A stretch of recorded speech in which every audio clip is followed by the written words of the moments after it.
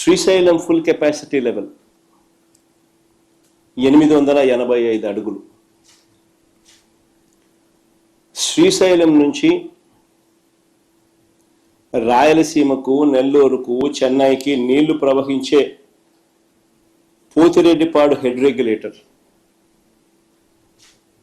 సిల్ లెవెలే, అంటే bottom most level సిల్ లెవెలే 841 అడుగుల్లో ఉంది.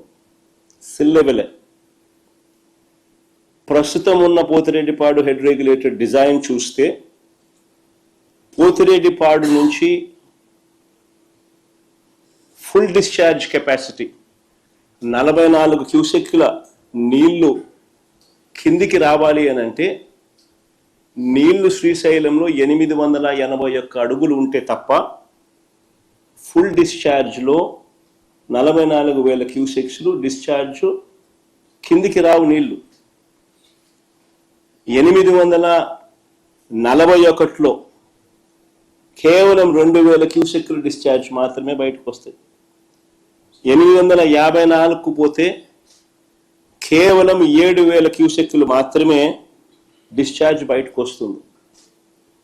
పోతిరెడ్డిపాడు ఫుల్ డిశ్చార్జ్ కెపాసిటీ 44,000 క్యూసెక్లు బయటికి రావాలి అని అంటే 881 అడుగులకు పోతే నీళ్లు ఉంటేనే సాధ్యపడుతుంది. Srisailam full capacity level 885.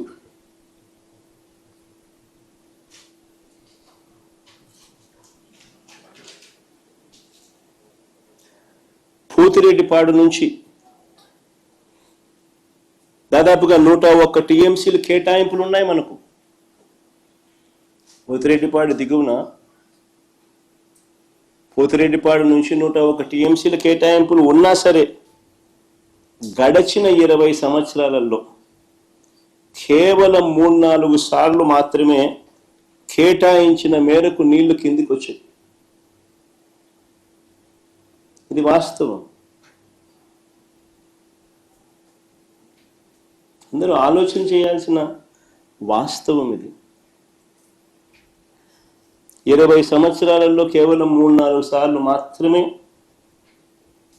కేటాయించిన నీళ్లు కిందికి రావడం జరిగింది కేటాయింపుల మేరకు.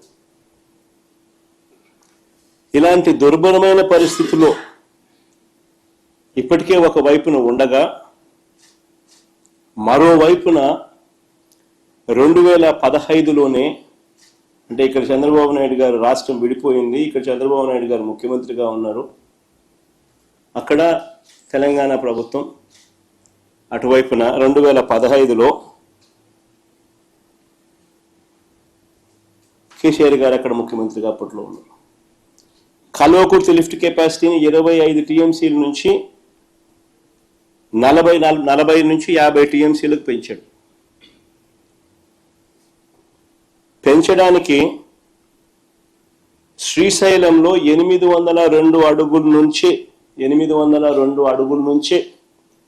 నీళ్లు డ్రా చేయడానికి పనులు చేపట్టారు. 802 అడుగుల నుంచి నీళ్లు డ్రా చేయడానికి పనులు మొదలుపెట్టారు అక్కడ తెలంగాణ గవర్నమెంట్. మరోవైపున దీనికంటే ఇంకా కొంచెం తక్కువగా 800 అడుగుల్లోనే మరో 2 టీఎంసీలు రోజుకు డ్రా చేసే కెపాసిటీతో పాలమూరు రంగారెడ్డి దిండి ప్రాజెక్టు పనులు కూడా మొదలుపెట్టారు.